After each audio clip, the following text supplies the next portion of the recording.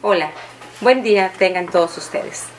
Nos encontramos en la Escuela Normal del Estado de Sonora, profesor Jesús Manuel Bustamante Mungarro, para mostrarles a ustedes una cápsula de planeación educativa. El día de hoy haremos referencia a unos contenidos específicos de la unidad 2, factores y elementos de la planeación educativa. Haremos puntualidad en tres aspectos fundamentales, que son la secuencia formativa, la planeación de clase y la planeación por proyectos. Bien, ¿qué implican cada uno de ellos? Primero, tenemos que hacer referencia a atender y entender precisamente la acción educativa que se realiza en las escuelas como una acción formativa. Viéndola desde esa perspectiva, tendríamos que entender que la acción que los docentes realizamos está organizada y está referida a intenciones muchas más amplias que las que se concretan en una clase. En ese sentido, Giné y Parceriza hacen referencia a que deberíamos de revisar, a que deberíamos de atender las actividades o las secuencias en nuestras aulas desde una secuencia formativa. ¿Qué implicaría ello? Específicamente, analizar, observar y revisar los componentes de ese proceso educativo, puesto que al revisarlos, al observarlos y al analizarlos, estaríamos haciendo una revisión, podríamos nosotros mejorar esa práctica. Ahora bien, siendo concretos en el hacer docente y analizándola desde la secuencia formativa, todo el trabajo que se desarrolla al interior de las escuelas tendría que estar organizado, planeado, secuenciado en razón de acciones que se concreten en actividades de enseñanza y de aprendizaje. En ese entendido, tendríamos que estar muy puntuales en revisar y en atender a las tres fases específicas de todo proceso educativo. ¿Cuáles son estas? La fase de diseño, que nos implicaría el trabajo de planeación; la fase interactiva o activa, que es donde se interrelaciona y donde podríamos decir ya es el proceso mismo de enseñanza-aprendizaje, pero también una fase posactiva o de revisión. En ese sentido tendríamos que verla como la evaluación de todo ese proceso que estuvimos desarrollando. No podemos en ese caso estar viendo a la planeación solo desde una perspectiva preactiva, ¿sí? Puesto que desde la característica de la flexibilidad de la misma estamos desarrollando esos tres aspectos: preactivo, activo y posactivo, de manera interrelacionada. Giné y Parceriza hacen referencia a la importancia de la metodología en el trabajo docente y en consecuencia a la evaluación de esta. ¿Cómo podemos nosotros como docentes mejorar nuestras prácticas?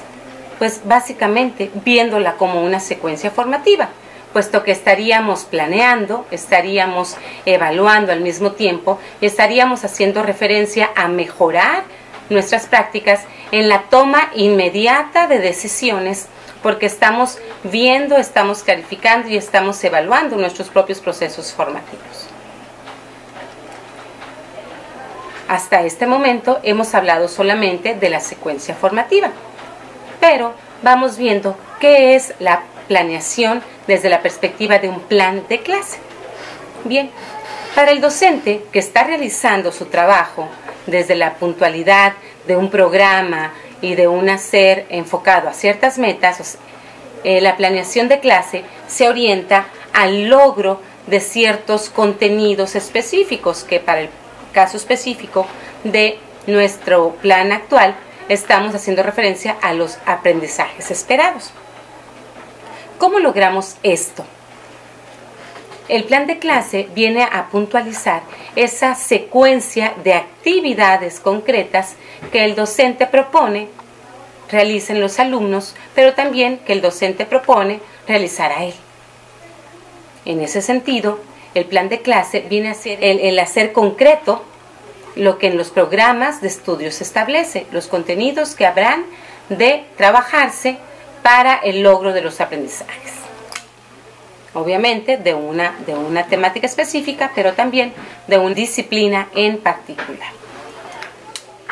Ahora bien, los planes de clase en muchas de las ocasiones pueden verse interrelacionados en actividades mucho más amplias y tiene que ver con la temporalidad de estos. Un plan de clase normalmente es a corto plazo. Pues bien, cuando se interrelacionan varios de ellos para la obtención de un producto, estaríamos entonces trabajando bajo la metodología del proyecto.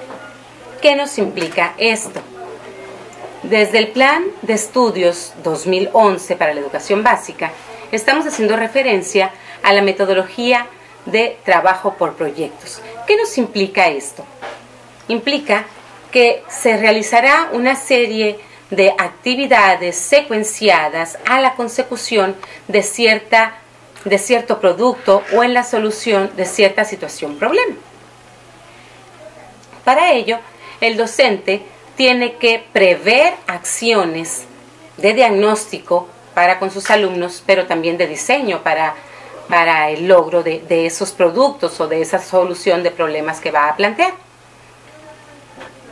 No podemos desatender en ese sentido que la intervención de los alumnos en el diseño de ese proyecto es fundamental, puesto que ellos también pueden incidir y en dar opiniones, propuestas para la metodología o específicamente para la temática que ellos habrán de abordar en un proyecto.